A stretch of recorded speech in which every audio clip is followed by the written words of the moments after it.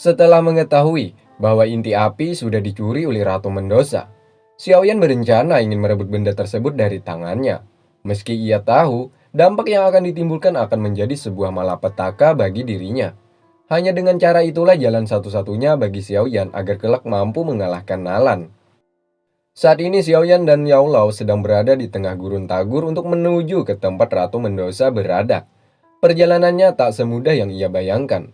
Debu-debu menghiasi setiap langkahnya. Sesekali Xiaoyan merasakan sesak nafas, bahkan dirinya termuntah-muntah akibat debu yang terus-menerus masuk ke hidungnya. Xiaoyan terus menapakkan kakinya untuk maju, hingga menemukan tempat persinggahan yang pas untuk dijadikan tempat istirahat, yakni sebuah tempat yang rimbun juga dingin akibat pepohonan mengelilingi tempat ini. Selain itu, tempat ini juga dihiasi patung-patung ular. Yao Lao merasakan keanehan di tempat ini, namun Xiaoyan masih terus melangkahkan kakinya, sebab di hatinya tak ada lagi rasa takut. 萧炎，这里宇宙有些古怪。 Sampai malam hari mereka terus berjalan, hingga di suatu tempat, Xiaoyan dan Yao Lao melihat seorang wanita cantik sedang mandi, di mana pakaiannya saat itu begitu aduhai dan memberambam.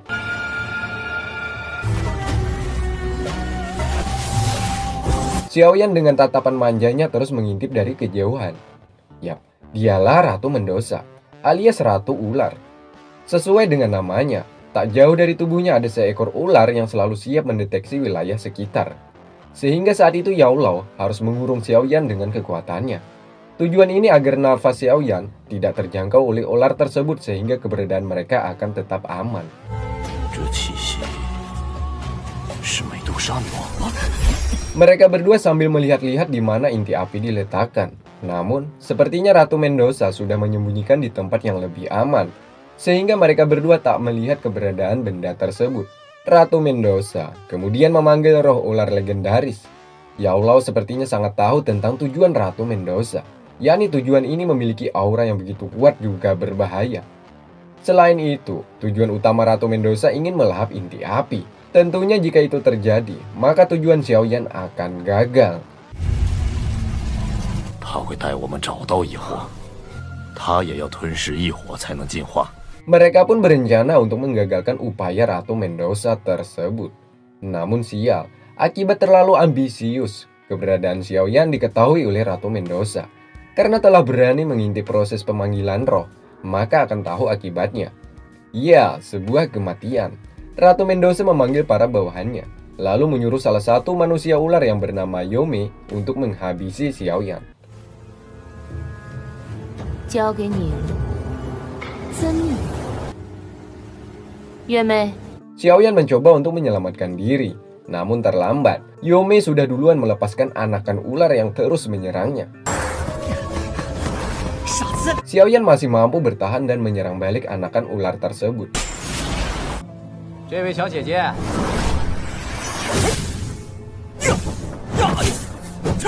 Saat itu juga Ratu Mendoza sudah hilang dari pandangannya.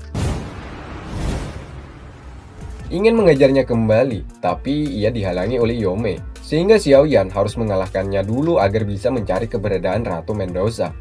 Yome terus menghalangi juga menyerang Xiaoyan dengan jurus Warcraft. 蛇之术， 蛇人族的斗王强阵，魔兽的实力。 Xiaoyan masih mampu mematahkan serangan tersebut. Terbesit, bisikan Yao Lao menyuruh Xiaoyan agar membunuhnya atau memilih lari darinya. Xiaoyan akhirnya memilih untuk lari, namun Yome terus saja mengejarnya. Sementara tak jauh dari tempat ini, ada sekelompok orang yang saat itu juga mencari inti api. Mereka berencana untuk mencari Ratu Mendoza. Di sini salah satu wanita bercadar merasakan bahwa di depan Ratu Mendoza ada sebuah pertarungan. 前方有斗皇的气息。 Ya, tidak lain tidak bukan, yakni pertarungan Xiaoyan melawan Yome. Xiaoyan kemudian lari ke tempat bangunan yang sudah hancur. Di sini ia bersembunyi dari kejaran Yome.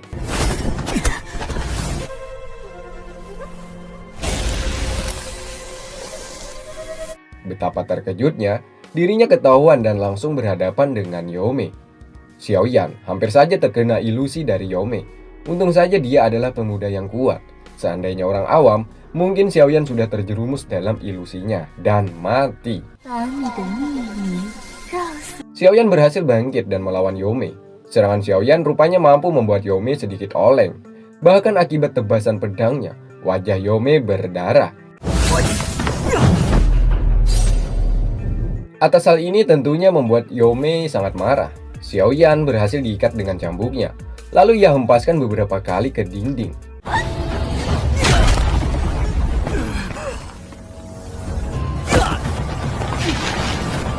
Kini, nyawa Xiaoyan berada di ujung tanduk. Saat mau menghabisi, datanglah wanita bercadar yang langsung memukul Yome.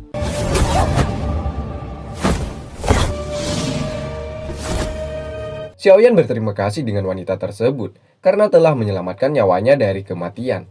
Ya, wanita ini sesegera menyuruh Xiaoyan untuk pergi meninggalkan tempat ini. Karena wanita tersebut mengkhawatirkan keselamatan Xiaoyan jika terlalu lama berdiam di tempat ini.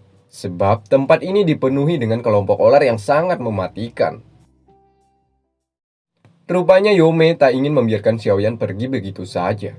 Dirinya sekali lagi mengeluarkan anakan ular. Dengan kekuatan yang tinggi, wanita bercadar langsung menghalaunya. Dan sekali lagi menyuruhnya agar secepatnya pergi dari tempat ini. Nah, kini Yome dan wanita bercadar bersiap melakukan pertarungan. Datanglah Wang Gu yang menghentikan pertarungan. Ya, Wang Gu pemimpin kelompok ini. Kedatangannya juga ingin mencari inti api yang saat ini berada dalam genggaman Ratu Mendoza. Wang Gu menanyakan tentang keberadaan benda tersebut kepada Yome. Tak semudah itu. Yome hanya tutup mulut. Bahkan ia berjanji, siapapun yang berani untuk merebut inti api dari tangan Ratu Mendoza, maka akan ia bunuh. Yome mengancam kelompok Wang Gu untuk sesegera pergi meninggalkan tempat ini. Jika terus berdiam di sini, maka pasukan ular lainnya tak tinggal diam untuk memenggal kepala mereka. Sementara Xiaoyan juga mengetahui bahwa kedatangan kelompok Wang Gu ingin mengambil inti api yang ada di tangan Ratu Mendoza. Hal ini tentunya menambah pekerjaan Xiaoyan tambah berat. Konon katanya kekuatan Wang Gu tak usah diragukan lagi. Bisa saja kekuatannya setara bahkan melebihi kekuatan Ratu Mendoza. Meski begitu, tak menyurutkan semangat Xiaoyan untuk mendapatkan benda tersebut. Ditambah lagi kehadiran Yao Lao selalu ada untuknya. Yao Lao kemudian membuka sebuah peta pemberian navigator. Di sini rencananya mereka akan mendatangi kuil alias altar. Kembali ke runtuhan bangunan. Rupanya gertakan Yome tak membuat kelompok Wang Gu takut. Atas perintah Wang Gu, ada Lao Zi dengan pedangnya dan Yan Zi dengan kipas saktinya. Mereka berdua mencoba menyerang Yome. Lao Zi mencoba melancarkan serangan demi serangan, sehingga membuat Yome sedikit kewalahan. Ia pun balik menyerang Lao Zi. Untung saja, Yan Zi dengan kecepatan kilat menghalau serangan Yome. 阴师，废话太多。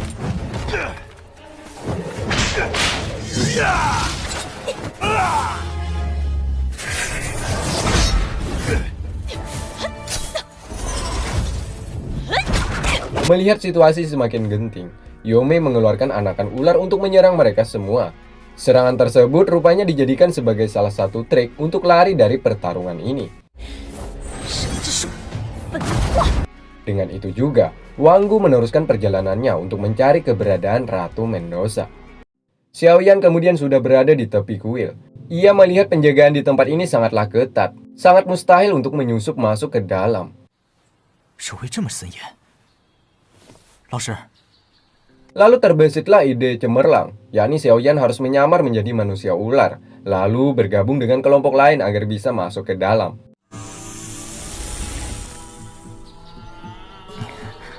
让翼王陛下和蛇灵买带领所有的蛇人好好。 Sementara di dalam kuil, Ratu Mendoza sedang menyiapkan sebuah ritual untuk melahap inti api. Di sini ada juga tetua dan salah satu wanita ular yang begitu kuat. Tak lama kemudian, Yome datang untuk menghadap Ratu. Ya, ia menceritakan semuanya atas kejadian sebelumnya, di mana Wang Gu dan kelompoknya ingin merebut inti api dari Ratu Mendoza. Selain itu, Yome juga menceritakan ada sesosok wanita kuat yang tertutup kain. Kemungkinan besar dia akan menjadi batu penghalang untuk menggagalkan rencana perlahapan inti api, yang sampai saat ini sudah lama dipersiapkan Ratu Mendoza. Satu lagi, Yome juga mengatakan bahwa pemuda yang dihadapinya juga memiliki kekuatan yang luar biasa. Ini adalah kali pertama ia gagal membunuh pemuda seperti Xiaoyan. Setelah mendengar penjelasan dari Yome, Ratu Mendoza menyuruhnya untuk meneliti dan mengawasi setiap orang yang mencurigakan. Selain itu, ia juga menyuruh Yome untuk menyimpan inti api di sudut-sudut kuil berbeda. Ya, tentu saja dengan inti api yang palsu dan yang asli. 古河前来，无非是想得到异火。虽然只是个小小的斗师，放置在神殿四角，让它慢慢长。 Sementara Xiaoyan ia sudah berhasil masuk ke area koil. Semua orang tidak ada sedikit pun mencurigai gerak-geriknya. Ya, Yalao kemudian mengatakan bahwa di ruangan tinggi ia merasakan aura yang ditimbulkan inti api. Kemungkinan besar benda tersebut disimpan di sana. 里面有异火气息。 Semakin dekat dengan pintu, semakin terasa aura yang ditimbulkan oleh inti api. Di sini Yome membawa satu kotak berisikan inti api palsu. Kebetulan sekali penyamaran Xiaoyan diketahui oleh Yome, sehingga ia menyuruh pasukan ular untuk menangkapnya. Saat di pelariannya, Xiaoyan mendapatkan beberapa kali serangan dari anak panah yang dilepaskan mereka.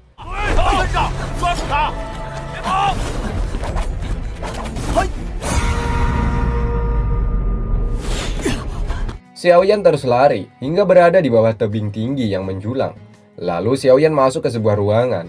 Di sini ia terus dikejar dan diserang menggunakan benda yang tajam.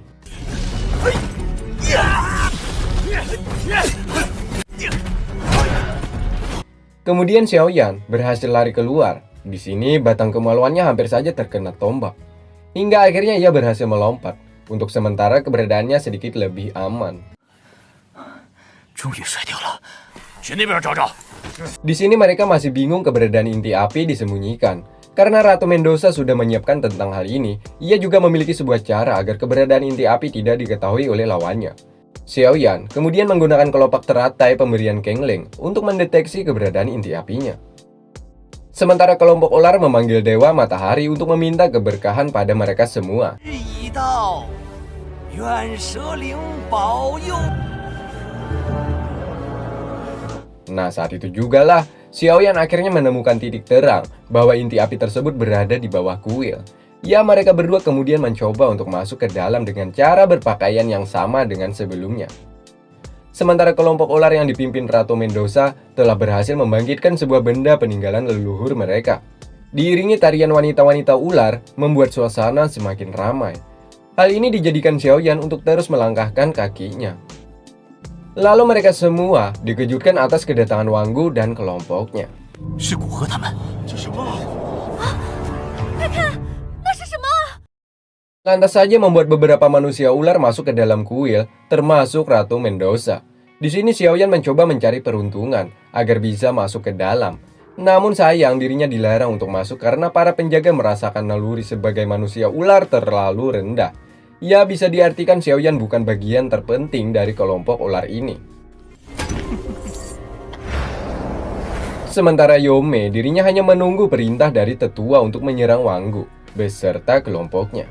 Namun tetua memiliki cara lain untuk mendinginkan suasana saat ini. Dirinya meminta dengan hormat kepada Wanggu untuk pergi meninggalkan tempat ini. Jika tidak, maka kubu ular akan bertindak di luar batas. Kedatangan Wanggu hanya ingin menemui Ratu Mendoza. Saat ini Ratu Mendoza sedang melakukan ritual dan tidak bisa ditemui oleh siapapun.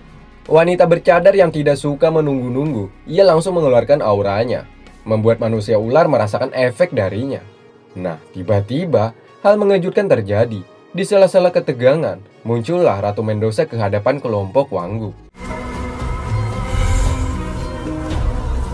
Artinya inti api masih belum dilahap oleh Ratu Mendoza. Sehingga Xiaoyan merasa sedikit lega karena masih ada kesempatan untuk merebut benda tersebut dari tangan sang ratu. 一会还在。 他们在明，我们在暗。 Sementara di ketinggian, Ratu Mendoza mulai emosi atas kedatangan Wanggu dan kelompoknya. Wanggu menghadapinya dengan dingin. Ia mencoba menanyakan tentang keberadaan inti api. Karena pada dasarnya inti api tersebut tidak cocok digunakan oleh ratu yang memiliki suhu tubuh lebih dingin dari manusia. Wanggu berencana akan menukarkan inti api dengan beberapa benda yang tak jauh berbeda kualitasnya, yakni roh bercabang 6 dan benda 7 karakter. Nah, di sela-sela negosiasi antara kedua petinggi, Xiaoyan ketahuan lagi. Di sini si rambut merah berencana untuk menghabisinya.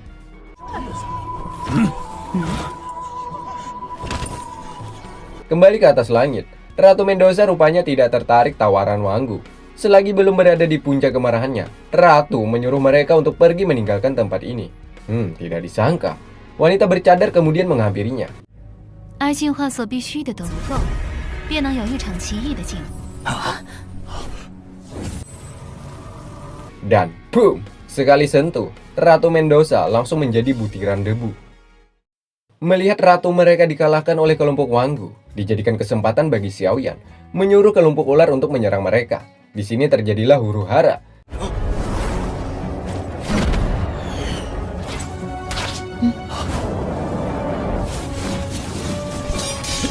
Tetua dan Yome berencana akan memanggil 8 pemimpin untuk segera mengatur serangan. Xiaoyan kemudian lari masuk ke dalam kuil. Sementara si rambut merah, rupanya ia terus mengikuti dan mengawasi gerak-gerik Xiaoyan. Sampai sini kita akan mengetahui bahwa wanita bercadar adalah wanita bayaran yang disuruh untuk menjaga Wanggu dalam misi pengambilan inti api. Kekuatannya luar biasa, ia mampu menahan beberapa kali serangan dari manusia ular. Sementara tetua, ia berhasil memanggil 8 pemimpin untuk meminta bala bantuan menghadapi kelompok Wanggu. Ya, hal ini tentunya akan menjadi pekerjaan yang berat bagi mereka untuk mendapatkan inti api tersebut.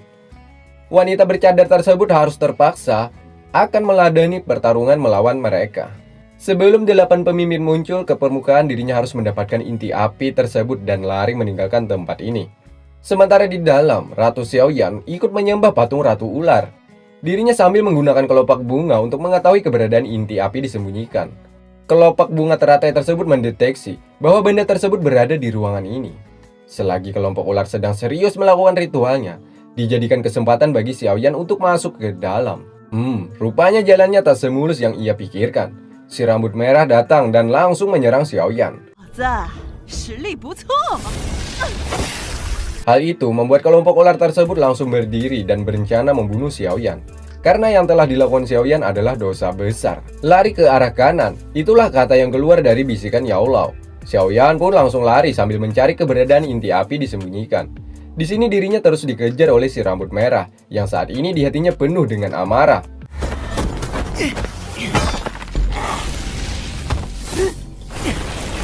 Xiaoyan dianggap telah menyakiti orang-orangnya dan juga telah menimbulkan kehancuran di tempat ini. Maka atas balasannya yakni sebuah kematian.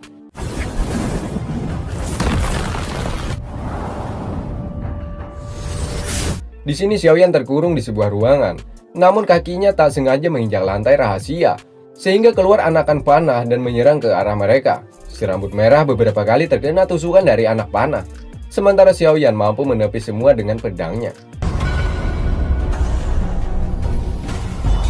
Di sini Xiaoyan semakin merasakan keberadaan inti api tersebut, lantas saja membuatnya semakin ambisius. Dirinya juga berniat untuk menghabisi si rambut merah karena selama ini telah menghalanginya. Mata menyala, menandakan kekuatan aslinya akan muncul. Ya benar sekali, dengan pukulannya ia mampu menghabisi si rambut merah. Kemudian Yao Lao menyuruh Xiaoyan untuk menunggu sebentar. Selagi dirinya mencari lantai yang aman untuk dipijak, anakan ular kembali muncul menyerang Xiaoyan. Hal itu rupanya tak membuatnya kesulitan. Sekali tebas ular tersebut mati. Dan ia pun kemudian langsung terjun ke bawah lubang yang begitu dalam. Rupanya Ratu Mendoza masih hidup dan ia bangkit dari dalam air. Di sini dirinya mendatangi ke tempat inti api diletakkan. Butuh ratusan tahun lamanya menunggu bagi suku ular agar inti api ini menjadi sempurna. Hari ini adalah hari yang ditunggu-tunggu, di mana inti api tersebut sudah layak untuk digunakan. 听年地心魔，10年成灵，100年成形。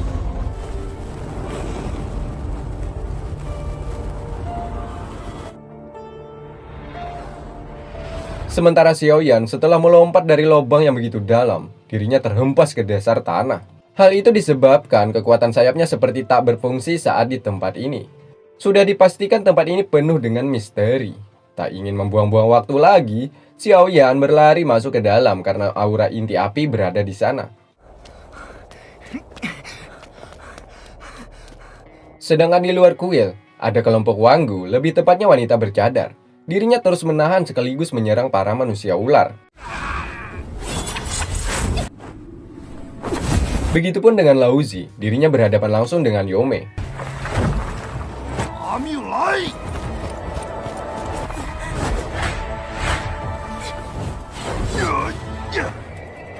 Di sisi lain ada pemimpin pertama klan ular yang bernama Murbas.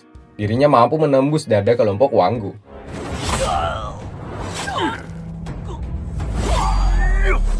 Hal itu membuat Wanggu langsung menyerangnya. Sedangkan tetua melancarkan serangan demi serangan. Kemudian Wanggu berhasil keluar dari pertarungan ini. Dirinya menyuruh Laozi dan Yanzi untuk mengalahkan manusia ular. Sementara ia dan wanita bercadar ingin mencari inti api.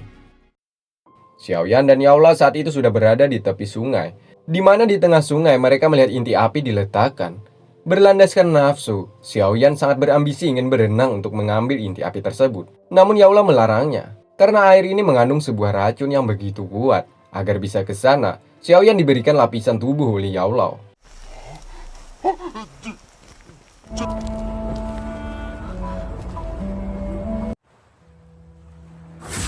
Di sudut lain ada wanita bercadar juga Wanggu juga sampai di tempat ini.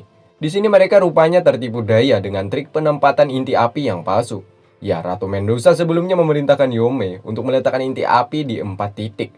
Triknya saat itu berhasil mengelabui Wanggu. Kembali ke lapangan, Laozi dan Yanzi sudah terpojok karena mereka kalah jumlah.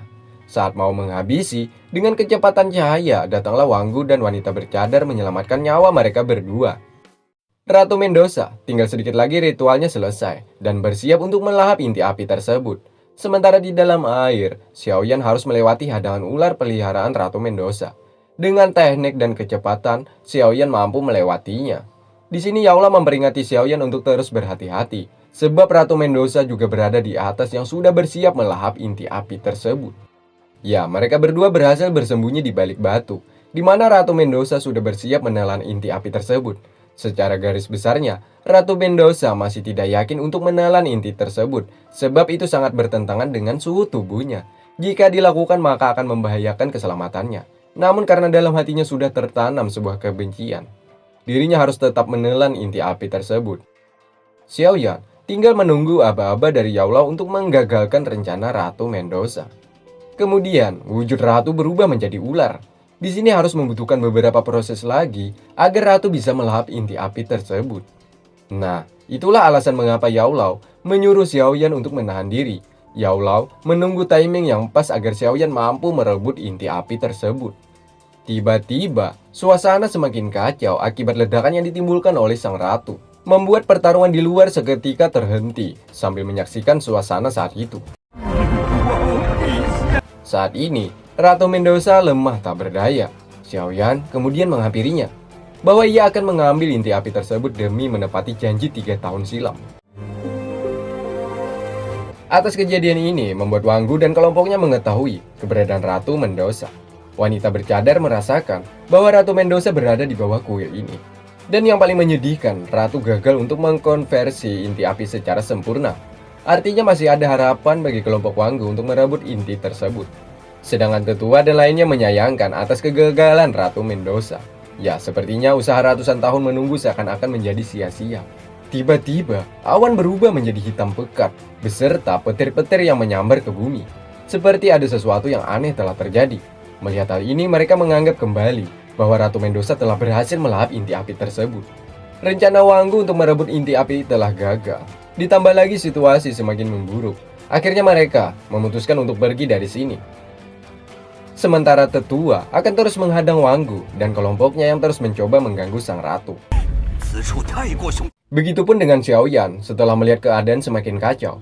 Mereka juga berniat untuk meninggalkan tempat ini. Di sini ia mencoba untuk mengambil inti api tersebut sebelum Ratu Mendoza kembali sadar. Namun petir terus-menerus menyambar. Yaola sekuat tenaga menyelamatkan nyawa Xiaoyan.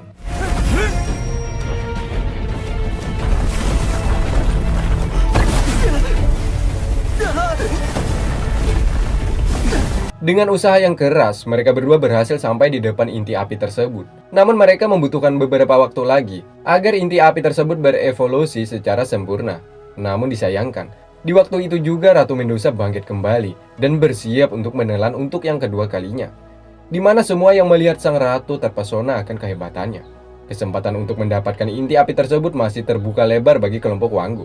Sehingga mereka juga menunggu waktu yang pas untuk menyerangnya.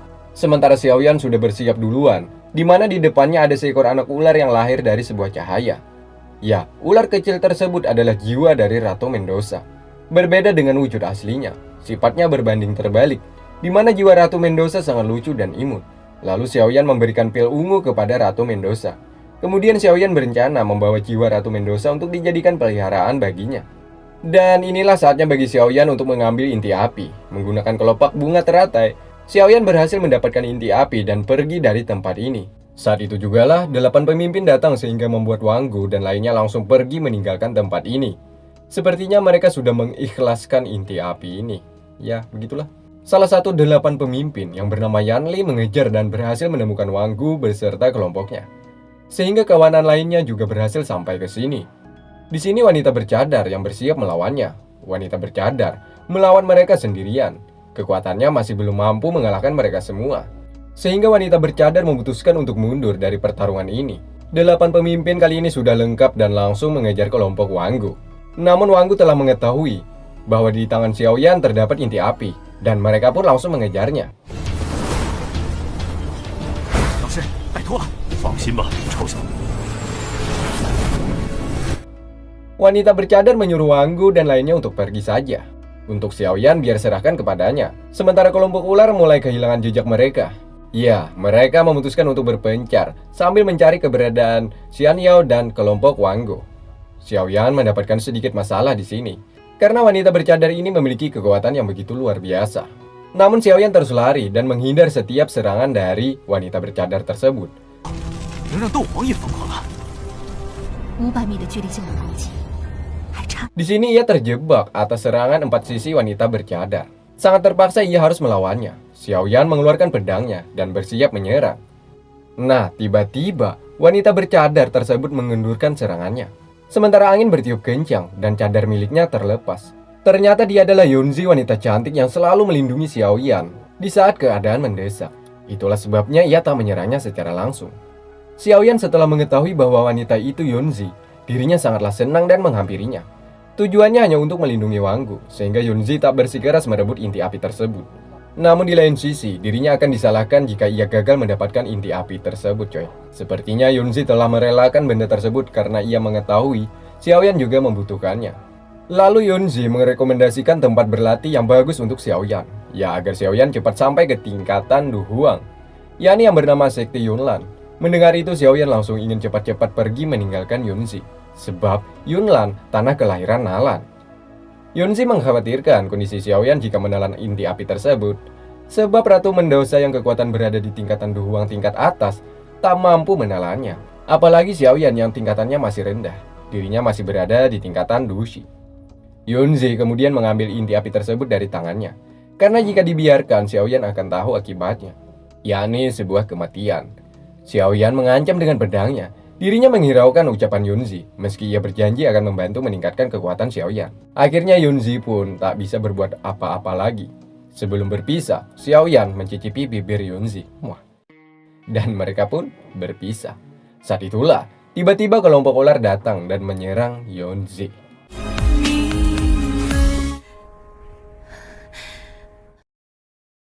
Yunzi melakukan pertarungan melawan tetua juga pasukan 8 pemimpin. Saat ini Yunzi sudah dikepung oleh mereka.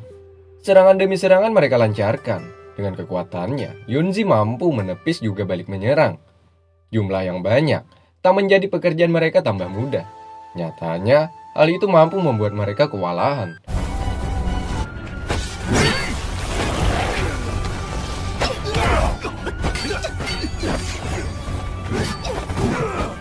Bahkan, Yunzi balik mengancam untuk membunuh mereka semua. Di sini tetua menyarankan kepada Yunzi untuk menyerah dan meminta maaf karena telah membuat kekacauan terhadap keluarga ular. Mendengar itu, Yunzi tambah panas. Kedatangannya hanya ingin membantu Wang Gu untuk mendapatkan inti api, alias bukan untuk menyakiti. Namun karena situasinya lah yang membuatnya harus melakukan kekerasan. Sepertinya kedua kubu tidak saling akur, sehingga pertarungan kembali berlanjut. Keluarga ular mencoba menyerang Yunzi. Dimulai dari kepala pelontos, Yunzi dengan gerakan aduhai, ia mampu membuat si kepala pelontos kewalahan.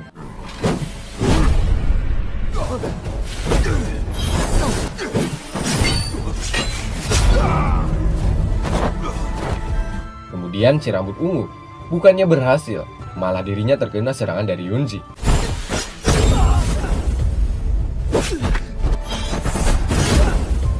Melihat keadaan semakin memburuk, akhirnya tetua memiliki sebuah cara, yakni menyuruh kelompoknya untuk menyerang secara barengan. Menggunakan teknik ular berbisa, Yunzi mampu mereka jebak ke dalam lingkaran. 不杀印。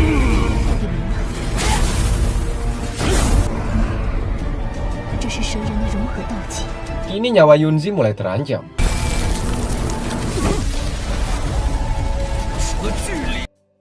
Sementara Xiaoyan, ia masih kesal karena tingkah laku Yunzi sebelumnya yang telah melarangnya untuk menelan inti api tersebut.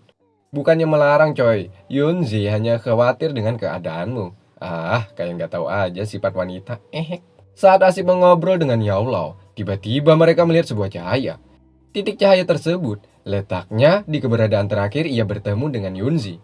Ya benar sekali, Yao Lao merasakan ada beberapa kelompok ular telah mengeluarkan jurus racun berbisa.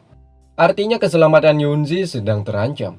Mereka berdua pun memutuskan untuk kembali ke tempat itu dan menyelamatkan Yunzi. Kembali ke tempat pertarungan. Dimulai dari kubu musuhnya, mereka mampu membangkitkan seekor ular berbisa. 不能让这畜生从虚空中做武器。 Kekuatannya saat itu tidak bisa dideteksi oleh Yunzi. Benar sekali, saking kuatnya, serangan Yunzi tidak mampu menembus pertahanan ular tersebut.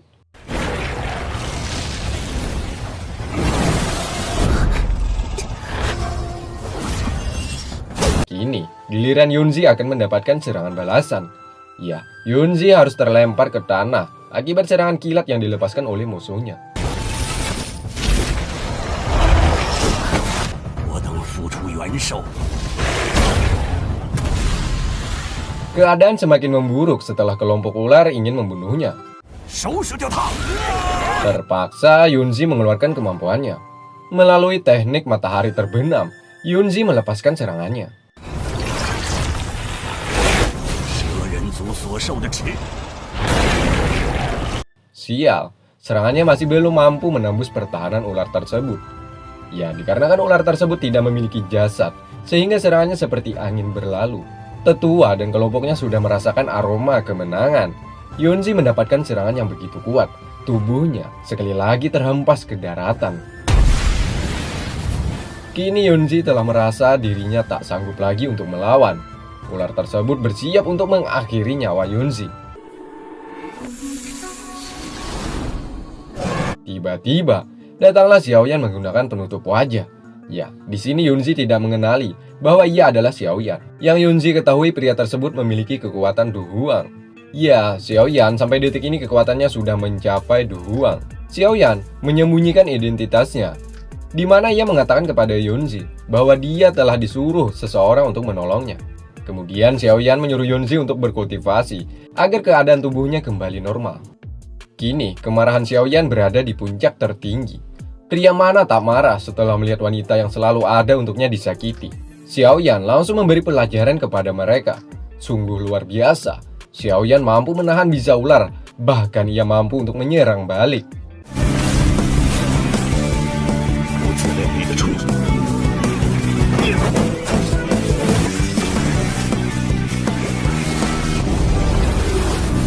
Tetua dan kelompoknya yang melihat hal ini, mereka berencana untuk lari dari pertarungan ini coy. Xiaoyan yang sudah kerasukan Yao Lao, ia tak ingin membiarkan mereka lari begitu saja. Menggunakan teknik tingkat tinggi, sekali serang, roh mereka semua menjadi butiran debu. Sepertinya jiwa kelompok ular telah berhasil melarikan diri. Singkatnya Xiaoyan mendatangi ke arah Yunzi. Ya, Yao Lao sebenarnya menyuruhnya untuk langsung meninggalkan Yunzi seorang diri. Takutnya Xiaoyan akan jatuh hati kepada wanita tersebut. Namun langkah kaki Xiaoyan terus saja mengarah ke hadapan Yunzi. Yunzi sepertinya mulai membaik. Ia menanyakan siapa pria di hadapannya ini. Xiaoyan masih menyembunyikan rahasianya, bahwa kedatangannya telah disuruh oleh bocah ingusan. Dimaksud bocah ingusan tidak lain tidak bukan, yakni Xiaoyan. Lalu Yunzi menanyakan, apakah suatu saat ia bisa bertemu dengan Xiaoyan lagi? Mendengar itu, Xiaoyan tak bisa berkata-kata lagi coy. Dirinya langsung meninggalkan Yunzi seorang diri. Meski pada dasarnya, Xiaoyan sangat merindukan wanita ini. Yunzi juga menyayangkan perpisahan antara Xiaoyan dengan dirinya. Apalah daya, takdir sudah menentukan di mana ada pertemuan, perpisahan pasti akan terjadi. Hal inilah yang dirasakan keduanya saat ini, coy. Sementara tetua dan kelompoknya telah berhasil lari, di sini mereka semua merasakan bahwa Ratu Medusa masih hidup. Tapi mereka masih bertanya-tanya tentang keberadaannya. Setidaknya mereka yakin suatu saat nanti Ratu akan kembali ke tempat ini. Singkatnya, Xiaoyan dan Yaolao sudah berada di sebuah gua. Saat ini Xiaoyan sudah bersiap untuk menelan inti api tersebut. Menuruti perintah dari Yaolao, pertama-tama Xiaoyan harus meletakkan telapak tangan ke dalam inti apinya. Kedua, menemukan pusat inti api sambil tarik ke arah luar. Yang dilakukan oleh Xiaoyan adalah perjudian, di mana jika ia gagal maka nyawanya akan mati. Sebaliknya, jika ia berhasil maka Xiaoyan akan menjadi pria yang sangat kuat dan ditakuti oleh semua orang. Dengan keyakinan yang tinggi, ditambah lagi di benaknya selalu teringat perjanjian 3 tahun silam. Xiaoyan pun langsung memulai aksinya.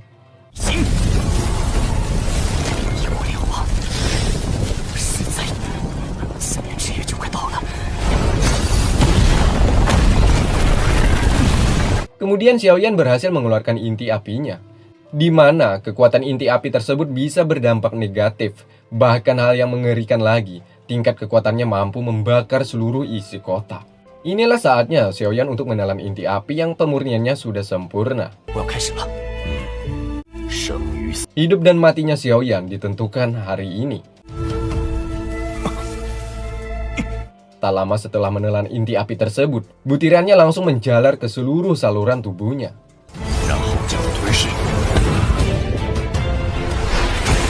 Kesakitan mulai dirasakan oleh Xiaoyan. Jika inti api tersebut keluar dari tubuhnya, maka ia akan gagal dan membakar dirinya sendiri. Semakin detik, semakin sakit ia rasakan. Xiaoyan tetap terus menahannya, karena inilah salah satu cara untuk mengalahkan Nalan. Ya, mungkin yang dirasakan Xiaoyan kekalahan dari Nalan akan lebih sakit dari ini. Inilah sebabnya Xiaoyan masih kuat menahan efek dari inti api tersebut.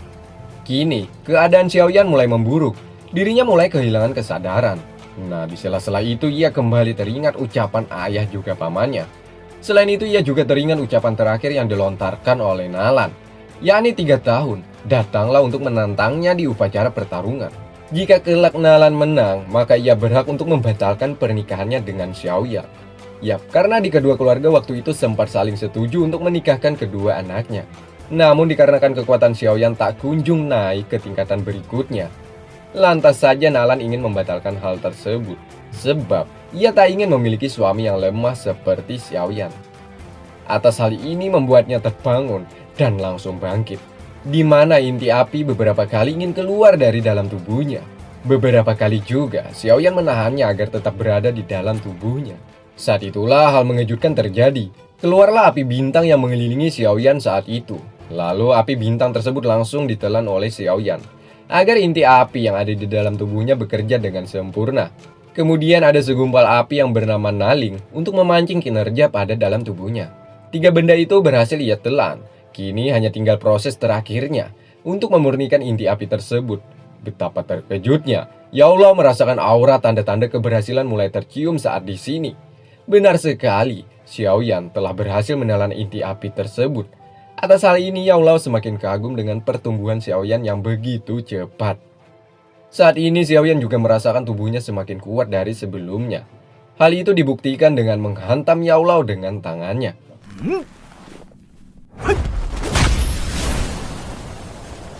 Ya Allah merasakan sebuah getaran atas pukulan yang begitu kuat. Ya, Xiaoyan saat ini sudah berada di tingkatan Dushi bintang 4. Sepertinya Xiaoyan akan terus menggenjot tingkatan kekuatannya. Namun hal itu pastinya memerlukan waktu yang lama, karena Ya Allah mengatakan tidak ada manusia biasa yang bisa menguasai tingkatan sangat cepat. Kemungkinan besar setelah Xiaoyan menghadapi Nalan, kekuatannya akan meningkat lagi. Atau sebaliknya, jika Xiaoyan mendapatkan keajaiban, bisa dipastikan dia akan menjadi pria terkuat di muka bumi ini. Xiaoyan kemudian mencoba membangkitkan kekuatan barunya, yakni teknik api teratai.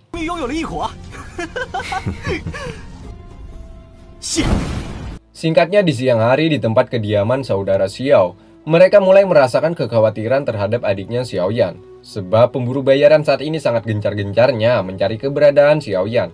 Kakak kedua berniat untuk mencari Xiaoyan. Namun kakak pertama mencoba menenangkan adiknya tersebut agar tidak gegabah menghadapinya. Tak lama kemudian datanglah Zolan dengan luka yang ia dapatkan setelah diserang kelompok tentara bayaran yang dipimpin oleh Lobu. Mendengar itu, kakak kedua berjanji besok mereka akan balas dendam. Dan yang paling utama yakni memandikan mereka dengan darah. Sementara Xiaoyan sedang berkultivasi, Soho di tempat ini mulai berada di titik terendah. Ya, tentunya akan mempermudah bagi Xiaoyan untuk menampak inti api yang ada pada dalam dirinya. Atas perintah Yao Lao, Xiaoyan memulai untuk menampak juga membakar. Di bagian ini Yao Lao tak bisa membantu banyak. Ia hanya bisa bergantung padanya. Semoga saja Xiaoyan mampu melewati proses ini dengan selamat. Orang pertama melakukan pelatihan ini hanyalah Xiaoyan. Dirinya mendapatkan kesempatan emas yang diberikan Yao Lao. Latihan yang mempunyai kualifikasi juga potensi tinggi. Sangat membantu untuk sampai di titik surgawi. Rupanya jalannya tak semudah yang ia bayangkan. Untuk melalui latihan ini, Xiaoyan harus menelan inti hati api teratai yang memiliki 9 nyawa. Yao Lao menyarankan jika tubuh tak tahan untuk menahannya, maka menyerahlah sebelum hal buruk terjadi. Namanya juga Xiaoyan, di hatinya tak ada lagi rasa takut. Dengan percaya diri ia masuk ke dalam gua, berharap tingkat kekuatannya akan berada di titik tertinggi. 我的好弟子，安心修炼。弟子不愿，也不从。 Saat ini, Xiaoyan hanya seorang diri. Ia mencoba langsung memulai latihannya. Melihat langkah awal, Xiaoyan merasakan latihan ini hanyalah sebuah teknik level rendah. Pertama-tama, Xiaoyan melakukan pembakaran. Lalu ia campurkan dengan bantuan api teratai. Sepertinya Xiaoyan mendapatkan kesulitan saat di sini. Benda yang ada di depannya sangatlah liar. Beberapa kali Xiaoyan mencoba untuk menjinakkannya. Tetap, benda yang ada di depannya itu masih saja tak menuruti perintahnya. Parahnya lagi, tubuh Xiaoyan harus terhempas akibat hantaman benda yang terus bergerak tanpa arah.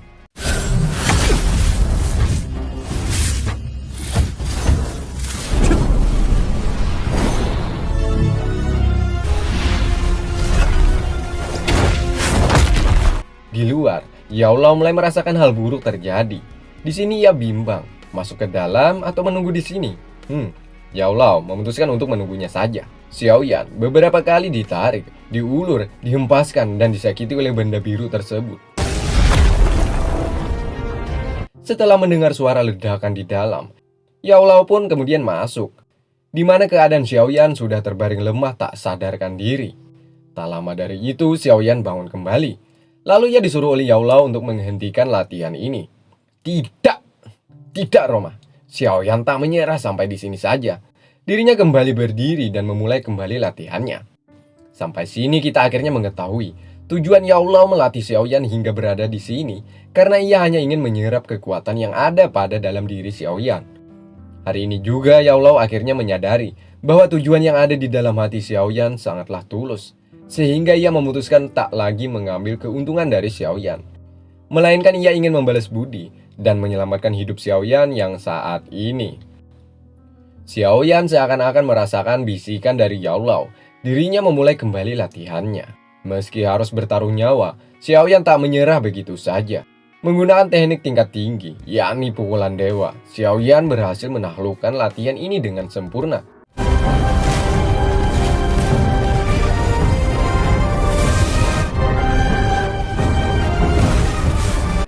Dengan itu juga Xiaoyan kemudian pingsan akibat terlalu banyak mengeluarkan tenaga. Singkatnya, Xiaoyan terbangun kembali.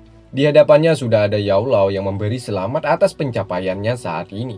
Berkat keinginan yang tak ada batasnya, Xiaoyan mampu melewatinya dengan keadaan selamat.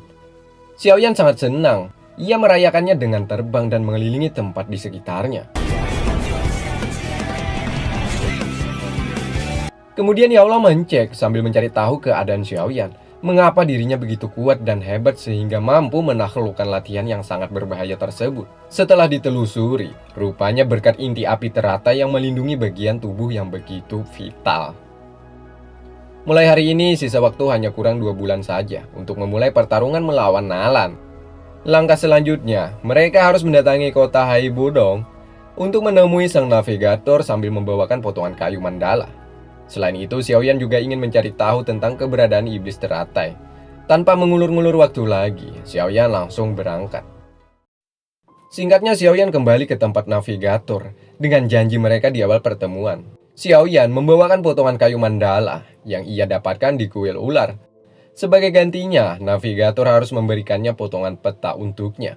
Kemudian navigator membawa Xiaoyan masuk ke ruangan rahasia. Ruangan yang hanya dapat dimasuki oleh orang-orang tertentu.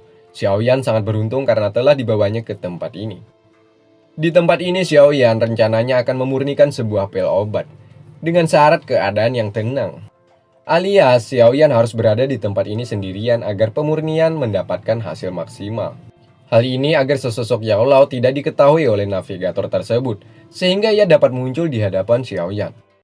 Yao Lao merasakan bahwa navigator itu tidak berniat untuk mengkhianatinya, sehingga Xiaoyan akan melanjutkan perjanjian antara mereka berdua, yakni membuatkan pil 6 bahan Danle. Dengan kemampuannya yang masih belum cukup, tidak ada cara lain selain menyuruh Yao Lao untuk melakukan proses pemurnian. Ya, Xiaoyan meminta kepada Yao Lao untuk memurnikan pil tersebut. Yao Lao pun langsung memulai aksinya. Selagi ia melakukan pemurnian, Xiaoyan harus menyimak dengan baik agar bisa melakukan hal ini di kemudian hari. 明白，老师。 Melalui beberapa tahapan, Yao Lao sudah sampai di proses pembuatan es yang terkondensasi menjadi sebuah api dingin. Lalu berbaur dengan beberapa tanaman dan menyelinap ke dalam tubuh. Di bagian ini harus melakukan keterampilan khusus agar benda yang dimurnikan akan menghasilkan kualitas yang sempurna. Selain itu, utamakan keselamatan, sebab benda yang dihadapinya sewaktu-waktu bisa saja menjadi bumerang bagi si pembuat.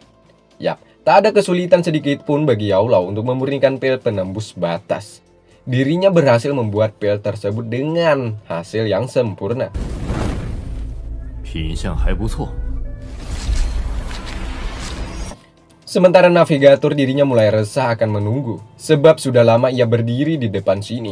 Ia pun memutuskan untuk mencek ke dalam. Mengejutkan, tiba-tiba Xiaoyan sudah berada di depan pintu dan memberikan pil penembus batas. Kini giliran Xiaoyan meminta janji navigator untuk memberikan potongan peta. Rupanya navigator ini sekali lagi meminta sebuah permintaan, sebab pil tersebut segelnya masih belum terbuka. Lantas saja membuat Xiaoyan sangat marah, di mana dirinya sudah mengorbankan waktu dan nyawa untuk memenuhi janji kepada sang navigator. Ini adalah kesabaran terakhir Xiaoyan. Jika navigator terus mengelak tak memberikan potongan peta, maka akan tahu akibatnya. Akhirnya navigator masuk ke dalam ruangan dan menelan pil tersebut yang masih tersegel. Mantap sekali! Tanpa bantuan Xiaoyan, dirinya mampu membuka segel dan tahta seorang kaisar telah melekat pada dalam dirinya kembali.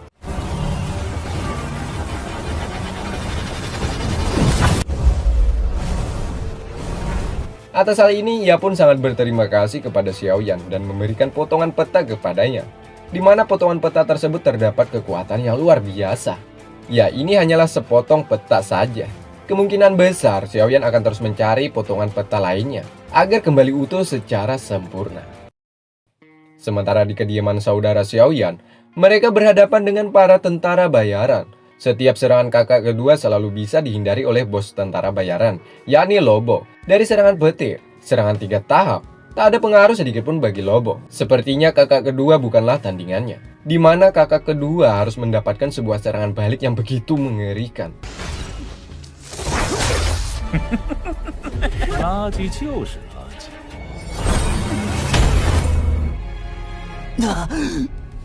Begitupun dengan kakak pertama, dirinya juga bukanlah tandingan dari Lobo. Dirinya terkena sebuah serangan dan terhempas ke sebuah dinding.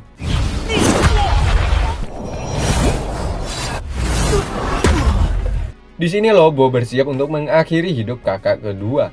Saat mau memenggal kepalanya, tiba-tiba Xiaoyan datang dengan kecepatan kilat untuk menyelamatkan kedua kakaknya tersebut.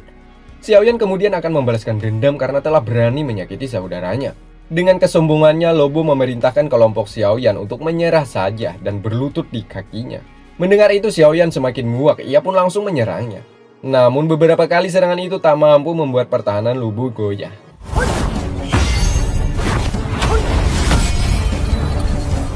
Malahan, Xiaoyan yang harus mendapatkan hantaman yang begitu kuat. Hal ini membuatnya jatuh ke tanah.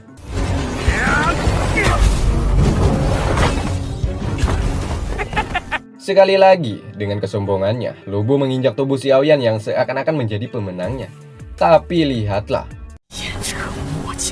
Xiaoyan kembali bangkit dan pium! Lobo terpental ke tanah. Kemudian keduanya kembali melakukan pertarungan. Xiaoyan melepaskan pukulannya, namun masih bisa ditahan oleh Lobo, sebab dirinya dilindungi sebuah armor yang begitu kuat. Hal itu tidak membuat Xiaoyan takut. Ia sekali lagi melepaskan serangan. Dan berhasil. Lobo terpental untuk yang kedua kalinya dan kalah.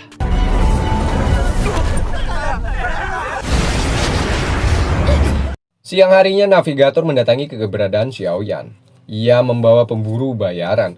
Kedua kakaknya terkejut setelah melihat kedatangan sang navigator ini, sebab mereka juga mengetahui dia bukan Pak Tua sembarangan.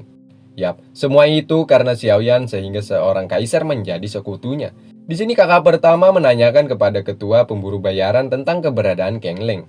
Karena sebelumnya Keng Leng telah dibawa oleh kelompok mereka. Ketua pun mengatakan bahwa pemimpin mereka yang bernama Mo Chen, yang berasal dari kota Yan, telah membawa Keng Leng. Navigator sepertinya sangat mengetahui seluk-beluk keluarga Mo tersebut. Mereka berasal dari keluarga besar yang letaknya di wilayah timur laut. Keluarganya diprediksi lebih besar dari keluarga Yonlan.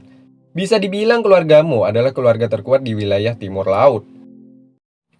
Tepatnya di kota Yan, sesosok Mo Cheng mengendarai kereta kencana. Kabarnya dia memiliki kekuatan yang begitu kuat dan hebat, sehingga semua orang sangat menyeganinya. Sementara di dalam istana, Keng Leng sudah terkurung bersama ular-ular. Sepertinya ular ini juga terluka atas serangan yang sebelumnya dilancarkan oleh pemburu bayaran. Tak lama kemudian datanglah Mo Chen. Rencananya ia akan mengawinkan ular peliharaannya dengan manusia yang ia culik. Salah satunya Keng Leng.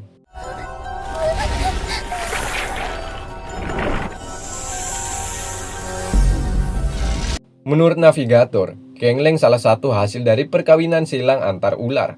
Karena tak ingin kasus ini terulang kembali, Xiaoyan ingin pergi ke tempat sana bersama sang navigator.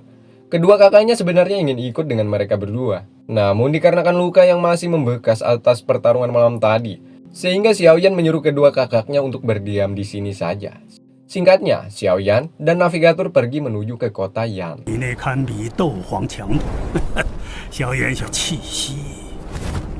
Saat di jalan mereka terhenti, sebab navigator menanyakan tentang kekuatan Xiaoyan. Sepertinya kekuatan yang telah dikeluarkan Xiaoyan bukan sepenuhnya miliknya. Ya benar, Xiaoyan membenarkan hal itu.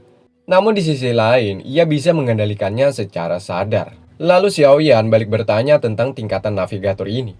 Saat ini navigator sudah berada di tingkatan Duhuang bintang 2. Sebelum disegel, ia dulu berada di bintang 5. Sepertinya butuh waktu beberapa tahun agar cepat pulih kembali. Namun membalikan lebih sulit untuk mendapatkan hal yang baru. Sehingga Xiaoyan menawarkan kepada navigator, yakni cara cepat agar berada di bintang 5. Solusinya hanya ada satu, yakni mengkonsumsi pil ungu yang dimiliki Xiaoyan. Mendengar itu, navigator sangat menginginkan benda tersebut. Setelah membuat navigator kesemsem, Xiaoyan akan memberikan pil ungu, asalkan sang navigator selalu ada saat misi penyelamatan Keng Leng berlangsung. Akhirnya navigator menyetujui hal ini. Bukan misi ini saja, navigator juga berjanji akan menjaga Xiaoyan selama 1 tahun penuh. Dan perjanjian ini kedua kubu saling menyetujuinya. Singkat cerita, Xiaoyan dan navigator sudah sampai di kediaman Mo Chen. Mereka berdua penuh dengan kehati-hatian agar tidak diketahui keberadaannya. Dengan bantuan Yao Lao, Xiaoyan kemudian mencoba mencari tahu dengan mencium aroma nafas Keng Leng. Xiaoyan mulai merasakan keberadaannya. Lalu mereka berdua mencari jalan agar bisa masuk ke ruangan bawah tanah. Akhirnya, mereka berhasil masuk ke dalam, di mana mereka dikejutkan atas gugurnya penjaga yang ada di sini. Sampai sini masih belum diketahui siapa pelakunya. Mereka pun sampai ke tempat tujuan. Di dalam ini adalah orang-orang yang akan dijadikan bahan percobaan untuk dikawin silangkan. Kemudian Xiaoyan sekali lagi mencoba mendeteksi keberadaan Keng Leng. Sepertinya Keng Leng tidak ada lagi di tempat ini. Kemudian Xiaoyan merencanakan untuk menangkap Mo Cheng.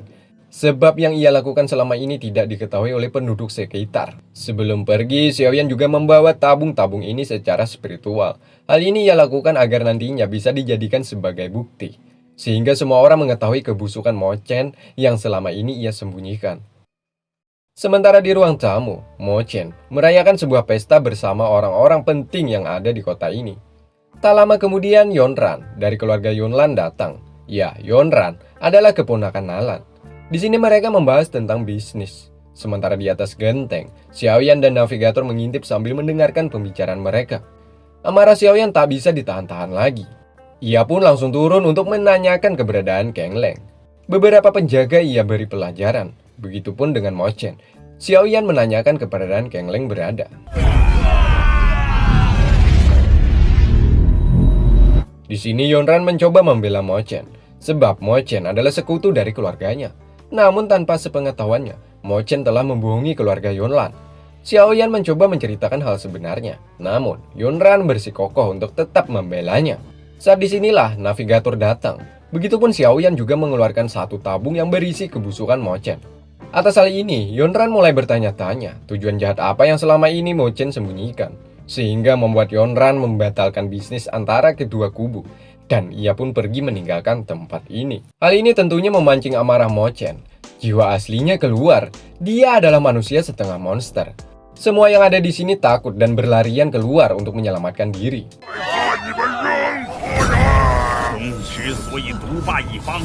Sementara Xiaoyan akan meladaninya sekaligus mencari tahu keberadaan Keng Leng disembunyikan. Bukannya bertarung, Mo Chen malah melarikan diri dan berencana untuk menelan jiwa Keng Leng. Dengan hal itu, kekuatan Mo Chen akan bertambah. Hal itu tentunya membuat Xiaoyan tambah marah. Ia bersama navigator langsung mengejarnya. Mo Chen sudah berada di sebuah tempat yang terlindungi. Kekuatan Xiaoyan juga navigator tak mampu menembusnya. Atas hal ini, menambah keyakinan bahwa Keng Leng disembunyikan di tempat itu, coy. Benar sekali, Mo Chen sudah bersiap mengeksekusi Keng Leng yang saat ini keadaannya terbujur kaku. Sesaat mau memulai, datanglah wanita tertutup kain yang secara tiba-tiba menyelamatkan Keng Leng dan membawanya lari dari tempat ini. Kemudian Xiaoyan mengejar orang tersebut dan berhasil menemukannya. Di sini Xiaoyan mengancam orang misterius tersebut untuk menyerahkan Keng Leng. Namun ia tak ingin memberikan Keng Leng begitu saja kepada Xiaoyan. Sehingga masalah ini dilanjutkan dengan pertarungan. Rupanya kekuatan wanita misterius ini berada di tingkatan yang tinggi.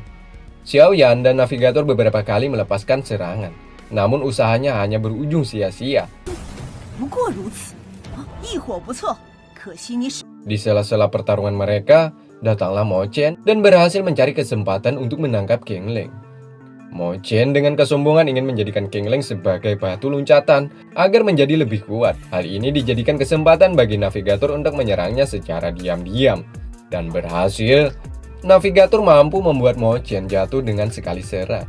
Kemudian wanita misterius tersebut meminta maaf kepada Xiaoyan karena sempat salah sangka. Tujuannya bukan untuk menyakiti Keng Leng, melainkan ia juga ingin menyelamatkannya. Tiba-tiba Mo Chen kembali bangkit. Kini wujud Mo Chen sedikit berbeda. Sepertinya ia telah berada di puncak kemarahannya. Hal ini tak menyurutkan semangat Xiaoyan juga navigator untuk mengalahkannya.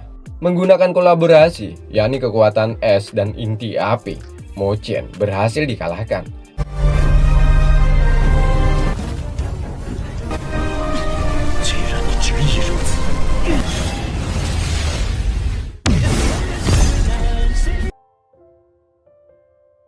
Akibatnya, Xiaoyan mengalami sedikit masalah pada tubuhnya karena telah memaksa untuk mengeluarkan kekuatan inti api yang pada dasarnya masihlah belum sempurna. Di sisi lain, ia harus kehilangan Yaolao. Sebenarnya yang menahan rasa sakit karena beberapa kali Xiaoyan telah melakukan hal ceroboh untuk mendapatkan kekuatan yang ia inginkan tanpa sepengetahuannya bahwa yang menderita ialah Yaolao. Namun selama ini Yaolao menyembunyikan tentang hal itu. Kata-kata terakhir Yaolao, ia ingin beristirahat sejenak dan tak bisa lagi menemani petualangan Xiaoyan di kemudian hari. Saat itulah Xiaoyan pingsan, kemudian dirinya dibawa oleh navigator untuk memulihkan kondisinya kembali. Untuk mengalahkan Mo Chen, Xiaoyan harus mengorbankan Yaolao, sehingga Yaolao harus menghilang dari benak Xiaoyan. Saat ini Xiaoyan sudah berada di kediaman saudaranya. Keadaannya sangat memprihatinkan. Ia terbaring tak sadarkan diri. Sementara di luar ada ketua pemburu bayaran. Ya, Lu Bao namanya. Dirinya sudah dibebaskan oleh keluarga Xiao karena sebelumnya ia telah mengatakan keberadaan King Ling. Namanya juga penjahat. Pasti di benaknya selalu tertanam niat buruk. Seperti yang ia lakukan saat ini. Lu Bao membawa seekor kadal gurun yang memiliki kekuatan begitu super. Ya, nantinya Lu Bao akan berencana melepaskan kadal tersebut dari kandangnya agar prajurit keluarga Xiao pada panik. 我是想之后让兄弟们过几天好日子。Sedangkan kakak pertama, dirinya sedang merawat Xiaoyan. Sampai saat ini, sudah 5 hari Xiaoyan tak sadarkan diri. Keadaannya tak sedikit pun menandakan akan cepat membaik. Bahkan akibat pertarungan melawan Mo Chen, Xiaoyan dituding akan kehilangan kekuatannya. Tak lama dari itu datanglah kakak kedua. Setelah melihat keadaan Xiaoyan seperti ini, mereka khawatir Lu Bao akan bertindak di luar batas. Sebab orang yang dapat mengalahkan ketua pemburu bayaran hanyalah Xiaoyan. Benar sekali dengan dugaan mereka, baru saja dibicarakan, Lu Bao sudah membuat onar di lapangan.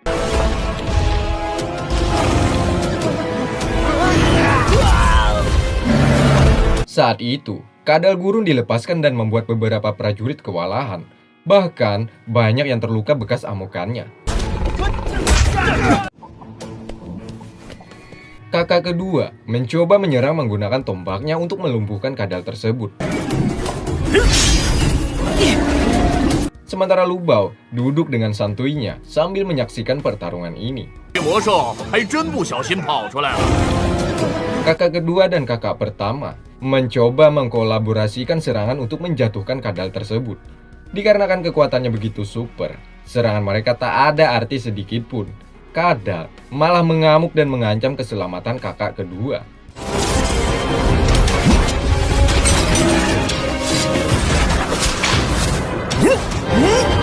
Di waktu yang pas, Lu Bao mengambil kesempatan untuk menyerang kadal tersebut dengan hantamannya.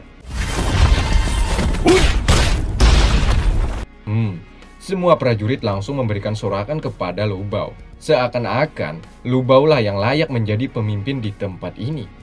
Kenapa Lu Bao begitu berani melakukan hal ini? Karena ia sudah tahu keadaan Xiaoyan saat ini, coy. Benar, Xiaoyan tak sekuat yang dulu lagi.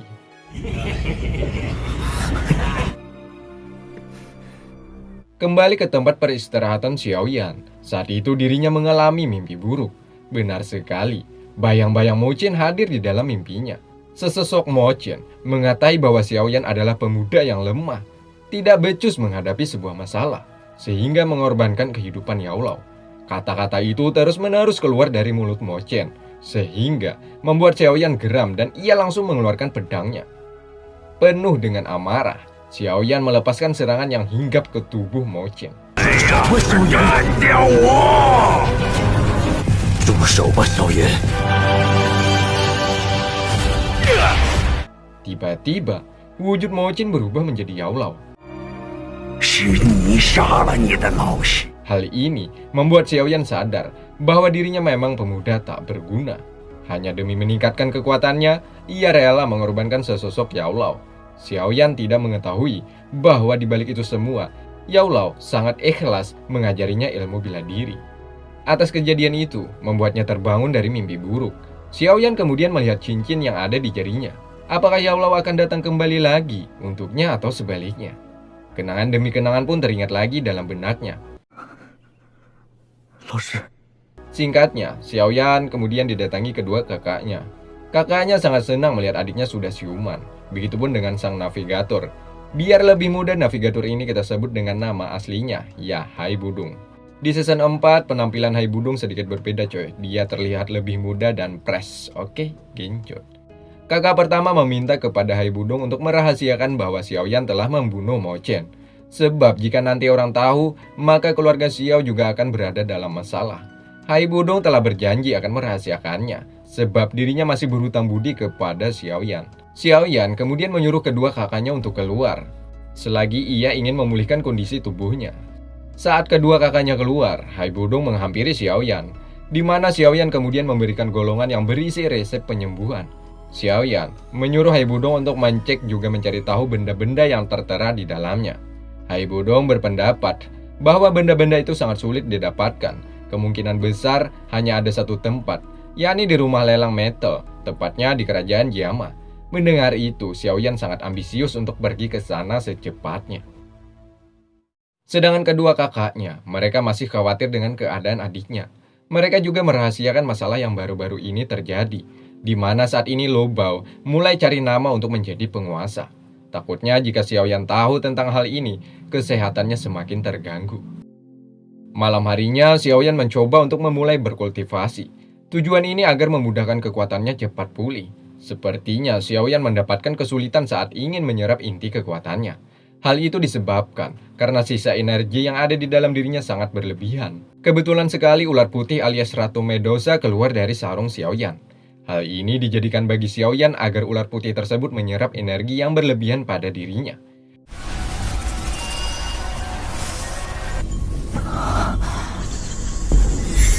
Mengejutkan, akibat menyerap energi Xiaoyan yang pada dasarnya memiliki kekuatan inti api, tiba-tiba ular putih tersebut berubah wujud menjadi sesosok wanita cantik dan bahenol. Ya, dialah Ratu Medusa. Setidaknya sampai di sini coy, kondisi Xiaoyan mulai membaik dari sebelumnya. Rupanya Ratu Medusa terus saja mengambil kekuatan Flame Lotus milik Xiaoyan. Meski begini tak mempengaruhi kekuatan bagi Xiaoyan coy. Xiaoyan baru pertama kali merasakan hal seperti ini. Dirinya gelisah tanpa arah karena di mana di hadapannya ada seorang wanita yang begitu cantik menggigit jarinya. Tak lama dari itu Ratu Medusa bangkit. Dirinya masih ingat akan kejadian sebelumnya, di mana Xiaoyan telah berani masuk ke dalam kuil dan mengganggu ritualnya. Satu lagi, Xiaoyan juga berani membawa ular putih hingga berada di sini. Yang dilakukan Xiaoyan sebelumnya sebuah tindakan yang sangat berani, di mana Xiaoyan dikenal hanya sebagai manusia biasa. Atas hal itu, Ratu Medusa mendatangi dan berucap, "Apa perlu aku memanggilmu sebagai tuan?" Sebelum berubah menjadi ular putih kembali, Ratu Medusa sempat melontarkan sebuah sumpah. Suatu saat nanti, ia akan menjadikan Xiaoyan sebagai tuan raja, sedangkan dirinya akan menjadi ratu ular. Karena selama ratusan tahun, keluarga ular tak pernah memiliki seorang tuan. Seperti biasa, Xiaoyan kemudian memberikan pil ungu kepada ular putih tersebut. Ya, efek setelah meminum pil ungu, kekuatan ular mampu mengeluarkan energi api yang begitu banyak. Berbeda dengan Xiaoyan, dirinya hanya mampu mengeluarkan sedikit.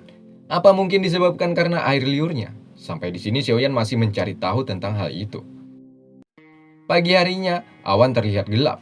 Saudara Xiao didatangi oleh prajurit yang sudah berkhianat. Di sini para prajurit mulai berani melawan atasannya. Ya, mereka tanpa rasa hormat sedikit pun mengatakan bahwa posisi sebagai ketua sudah tidak layak lagi untuk dipegang oleh mereka berdua. Sebab seorang ketua itu harus kuat dan hebat. Tidak seperti kedua kakak Xiaoyan saat ini. Kekuatannya sekarang ini mulai memudar atas kehadiran Lu Bao. Tak lama dari itu datanglah Lu Bao. Ya, kedatangannya hanya untuk mengambil alih kepemimpinan ini. Sebab ia mengira Xiaoyan sudah mati, sehingga ia tak takut lagi untuk memberontak di tempat ini. Dua saudara ini tak hanya tinggal diam, ia pun memanggil prajurit lainnya untuk bersiap melakukan pertarungan melawan seseorang yang berani mengkhianatinya.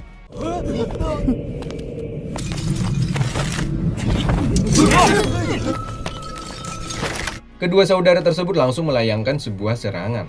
Namun tak ada arti sedikit pun. Lu Bao mampu menahannya.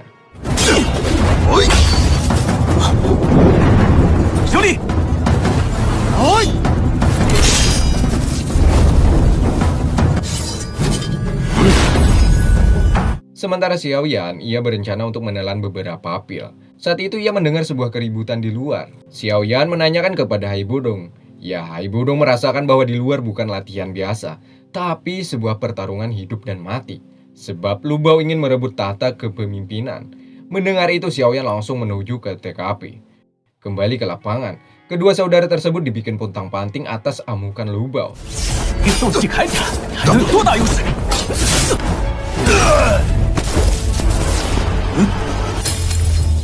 Kakak kedua beberapa kali terjatuh, begitupun dengan kakak pertama. Awalnya ia sempat menusukkan pedang ke area fetal tubuh milik Lu Bao.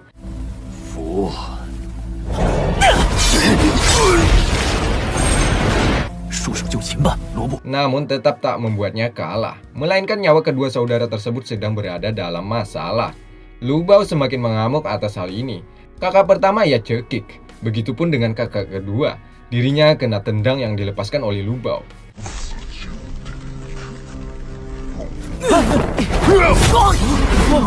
Sesaat Lu Bao mau menghabisi kakak pertama, hal mengejutkan terjadi. Xiaoyan datang penuh dengan amarah. Lu Bao terkena serangan yang begitu cepat.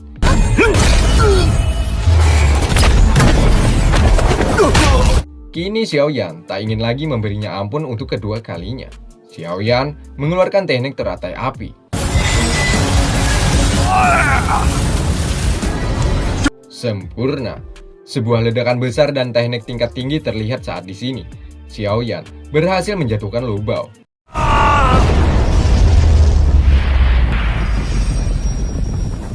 Nah, sesaat mau menghabisi nyawanya, kakak pertama menyuruh Xiaoyan untuk menyerahkan Lu Bao kepadanya. 小妍，住手！ Malam harinya, Xiaoyan melepaskan kekesalannya dengan minum-minum. Saat itu ia ditemani Hai Budong.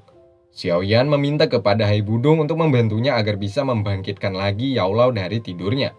Ya, rencananya, besok hari mereka akan memulai berpetualang kembali. 难怪找不到小妍子。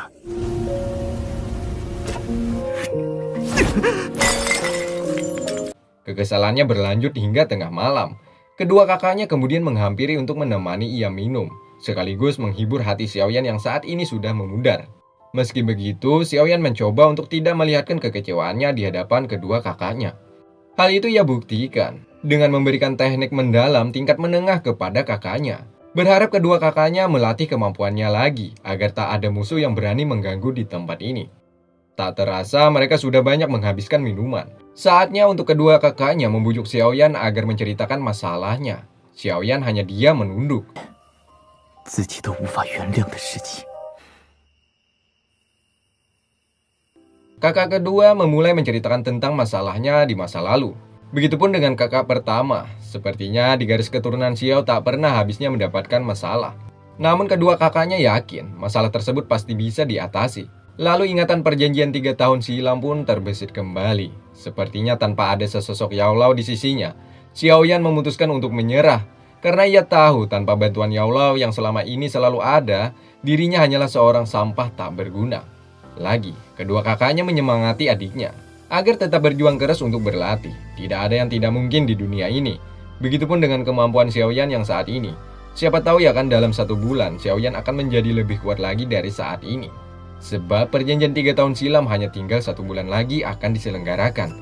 Mendengar itu, Xiaoyan akhirnya sadar betapa beruntungnya ia memiliki kakak seperti mereka. Dan berjanji akan terus berjuang meski hidupnya dipertaruhkan. Sementara di tempat lain ada Yunzi. Dirinya mengingat kembali kenangan terindah bersama Xiaoyan. Yunzi sepertinya akan pergi meninggalkan tempat ini untuk beberapa saat. Entah ingin mencari Xiaoyan atau ada misi lain. Sampai sini masih belum dijelaskan secara rinci. Perlu kita ketahui bahwa Yunzi adalah gurunya Nalan. Namun coy, belum dijelaskan apakah Yunzi mengetahui bahwa musuh Nalan nanti adalah Xiaoyan. Karena di obrolan mereka tidak ada menyebut nama Xiaoyan, oke? Genjot.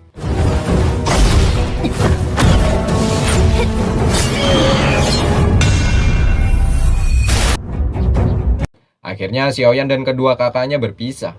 Kedua kakaknya sekali lagi mengingatkan kepada adiknya untuk tidak melakukan hal sembrono. Selagi hidup, masih ada secercah harapan. Kata itu dijadikan oleh Xiaoyan sebagai motivasi hidupnya. Dan mereka pun langsung cabut meninggalkan tempat ini.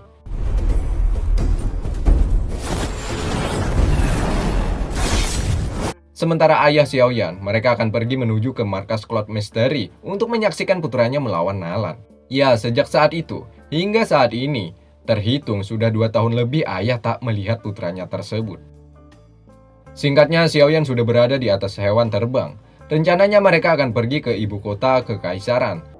我非常认可你炼药的手，飞行兽可比我们慢多了。 Tak lama kemudian, para pengunjung lainnya melihat sebuah mantel yang ada di saku Xiaoyan. Ya, mantel tersebut adalah tanda bahwa Xiaoyan seorang alkemis. Para pengunjung kagum juga bangga bisa bertemu langsung dengan Xiaoyan. 高枪了，炼药师大会，不太清楚。 Mereka juga mengatakan bahwa ada ujian sebagai alkemis. Jika mendapatkan nilai tinggi, maka akan mendapatkan sebuah hadiah. Tak lama dari itu, seorang pemuda berwajah seram melintas di hadapan mereka. Kabarnya orang itu juga ikut tes ujian tersebut.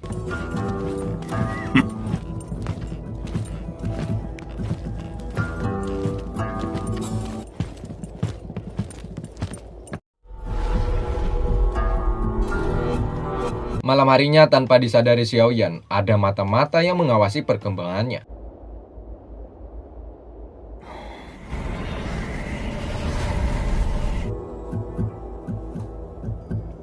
Ya, dengan sekejap, mata-mata itu langsung mengabarkan kepada Sun Er. Sun Er, setelah mendengar berita tersebut, sangatlah bangga atas pencapaian Xiaoyan saat ini. Sun Er juga berencana untuk pergi ke Cold Mystery untuk menyaksikan pertarungan Xiaoyan melawan Nalan. 抱歉，小姐，您也知道萧炎少爷体内有一个神秘强者的灵魂。萧炎少爷进步神速，前不久冒险融合2种异火。 Singkatnya, Xiaoyan sudah sampai di kota Jiama. Ya, tempat ini sekarang jauh lebih megah daripada kota Wutan yang sebelumnya Xiaoyan singgahi. Mereka berdua pun mencoba mengelilingi tempat ini sambil mencari informasi tentang keberadaan benda yang mereka inginkan. 这手笔还真不小。 Kemudian mereka mau naik ke lantai atas. Namun usaha itu dicegat oleh penjaga di sana. Penjaga meminta kepada Xiaoyan untuk memperlihatkan surat izin masuk ke dalam. 阁下，请出示邀请卡。 Hampir 3 tahun membuat semua orang di sini tidak mengenali dirinya. Bahkan parahnya lagi, ada seorang pria sombong mengatai Xiaoyan bahwa tempat ini adalah kumpulan orang kaya karena penampilan yang sederhana sehingga ia dicap pemuda miskin. Tak lama dari itu datanglah wanita cantik, ya, Yafe. Untung saja ia masih mengenali Xiaoyan. Betapa terkejutnya Yafe setelah melihat perubahan Xiaoyan yang saat ini. 直接和这种穷鬼寒暄，我都快认不出来了。 Kemudian Yafe membawa Xiaoyan juga Hai Budong masuk ke dalam. Saat di jalan menuju ruangan, Yafe berterima kasih kepada Xiaoyan karena waktu itu. Berkat Xiaoyan lah pelelangan metal menjadi lebih baik.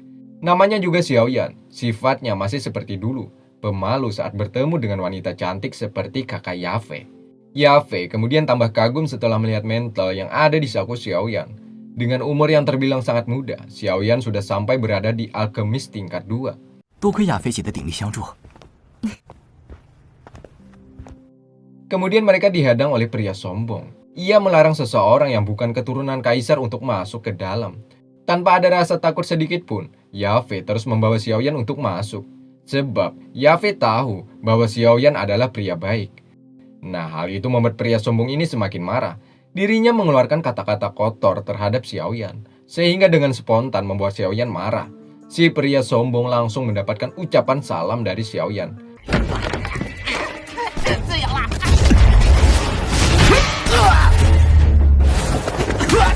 Hal ini membuat para penjaga berdatangan. 我是不是？少爷，少爷，少爷，没事吧？少爷没事吧？ Si pria sombong merasa dimalukan. Ia berdiri sambil mengeluarkan kekuatannya dan langsung menyerang Xiaoyan.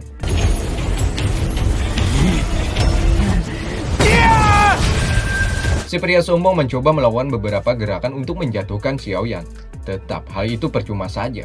Rupanya Xiaoyan bukanlah tandingannya.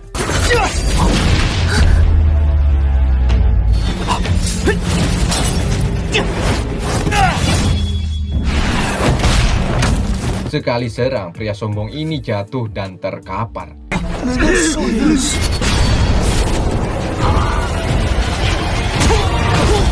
Kemudian Xiaoyan melanjutkan perjalanannya untuk masuk ke sebuah ruangan bersama Yafe juga Hai Budong. Akhirnya mereka pun sampai. Di sini Xiaoyan meminta Yafe agar memberikannya pil penyembuh jiwa. Mendengar itu Yafe sangat sulit untuk mengatakan, sebab pil tersebut sangatlah langka. Bahkan di tempat ini sudah lama tidak menyimpan pil tersebut. Tapi tenang, Yafe berjanji akan selalu membantu untuk mencari tahu keberadaan benda tersebut. Kemudian Hai Budong memperlihatkan resep ramuan kepada Yafe. Dan sekali lagi, resep-resep tersebut terbilang benda berharga di tempat ini. Namun karena dulu Yafe berhutang budi kepada Xiaoyan, Akhirnya ia pun berniat ingin mengambilkan resep yang dipinta Hai Budong. Tapi sayang, kakeknya juga pria sombong datang ke ruangan ini. Ya, pria sombong langsung menunjuk ke arah Xiaoyan bahwa dialah orang yang menghajar ia sebelumnya. Namun kakek tersebut setelah melihat Hai Budong, ia pun langsung meminta maaf dan akan memberikan benda-benda yang ia inginkan. Tapi si pria sombong tersebut terus saja mengatai mereka dengan kata-kata kotor, sehingga membuat Hai Budong mengeluarkan teknik esnya. Jelek. Kakek tersebut langsung menyelamatkan cucunya, sehingga ia terlempar ke arah pintu. Akhirnya mereka semua mengetahui bahwa Hai Budong ini adalah kaisar es yang memiliki tingkatan Duhuang. Ya, Hai Budong meminta sebelum sebatang dupa habis, mereka harus membawakan resep yang ia sebutkan. Jika tidak, maka akan tahu akibatnya, yakni sebuah kematian. Mendengar itu, kakek pun langsung mencarikan benda-benda tersebut. Dengan sekejap, kakek tersebut membawakan resep ramuan kepada Hai Budong. 大人，您所需要的药材来了。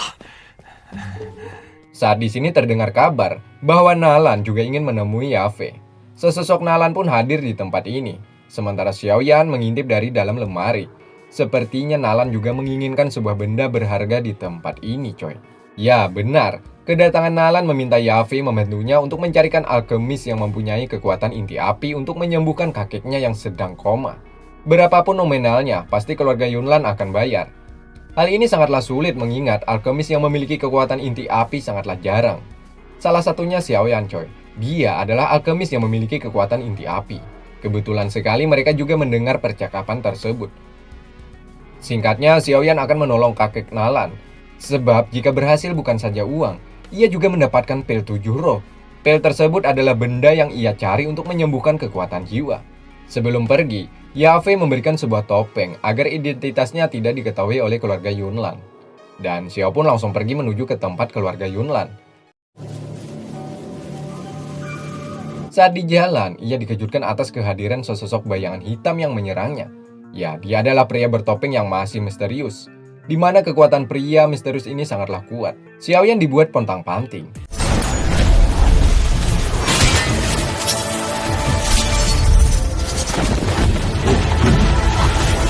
Setelah melihat keadaan seperti ini, Xiaoyan memutuskan untuk mengeluarkan kekuatannya.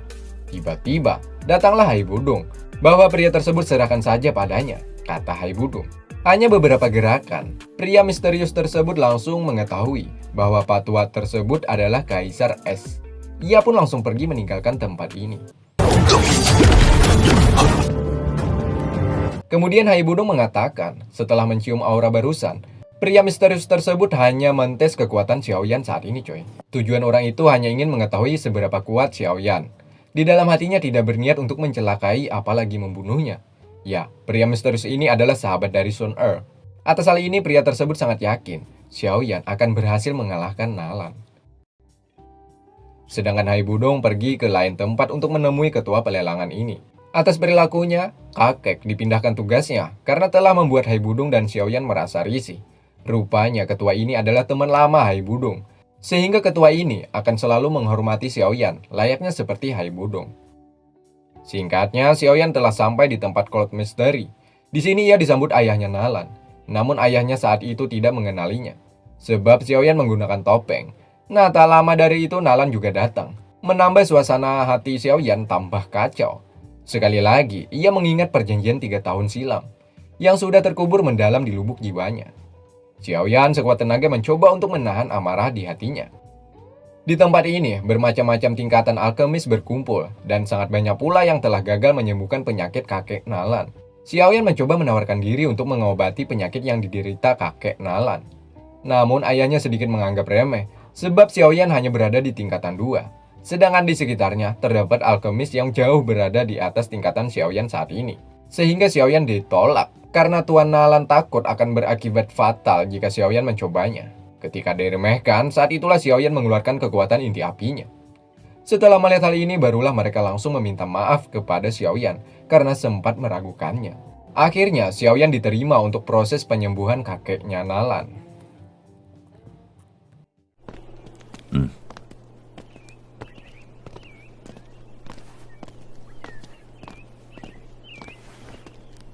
Setibanya, mereka sampai di depan kakek berada. di mana bekas racun tersebut masih membekas di seluruh bagian tubuhnya. Warna hitam menandakan betapa ganasnya efek racun tersebut. Tidak ada cara lain selain Xiaoyan memasukkan inti api ke dalam tubuhnya. Di sini keluarga Nalan sekali lagi meragukan, karena proses ini sangat berbahaya, bahkan mengakibatkan kematian jika itu gagal dilakukan dengan sempurna. Mendengar itu, Xiaoyan pun memutuskan untuk tidak jadi mengobatinya. Dan ia juga mengatakan, kakek tersebut hanya bisa bertahan 2 hari saja jika tidak ditangani dengan baik. Melihat Xiaoyan seperti itu, Tuan Nalan meminta maaf dan ia memohon untuk menyembuhkan ayahnya. Akhirnya Xiaoyan pun kembali mendatangi kakek tua tersebut. Dan proses penyembuhan langsung ia lakukan. Menggunakan inti api, lalu ia masukkan ke dalam tubuh kakek tua tersebut. Racunnya sudah mengendap begitu dalam. Hal itu membuat Xiaoyan sedikit kesulitan untuk membersihkannya. Sementara Hai Bodong dan ketua mereka membicarakan tentang kehidupannya. Terutama Hai Bodong. Dirinya berkata jujur kepada ketua bahwa dirinya selama ini telah bersembunyi di sebuah gurun pasir. Bahkan kekuatannya telah banyak hilang. Sehingga ia meminta ketua untuk mencarikan beberapa resep yang ia tulis di sebuah gulungan kertas. Karena Hai Bodong adalah sobat karibnya, dengan senang hati ia akan menolongnya mencarikan resep tersebut. Sementara Xiaoyan, akhirnya ia berhasil membuat kakek tua tersebut tersadar. Nah, disinilah kakek marah kepada Nalan, sebab ia berani menginjakkan kaki kembali ke tempat ini. Dulu kakeknya sangat marah karena Nalan berani membatalkan pernikahannya dengan keluarga Xiao. Sampai sini akhirnya kita mengetahui bahwa pembatalan itu atas kehendak Nalan sendiri. Begitupun dengan Wanggu, tujuannya ke gurun sebelumnya untuk mendapatkan inti api hanya untuk menyembuhkan kakek tua ini coy. Selagi Xiaoyan melakukan proses penyembuhan, ayah juga putrinya bercerita banyak tentang Xiaoyan, di mana pria yang dianggap sampah. Sejak 2 tahun lebih kekuatannya meningkat drastis. Namun mereka belum mengetahui seberapa tinggi tingkatan kekuatan Xiaoyan. Xiaoyan mendengar itu mulai kehilangan fokus. Untung saja ia dapat melewati semua ini dan menyembuhkan kakeknya Nalan.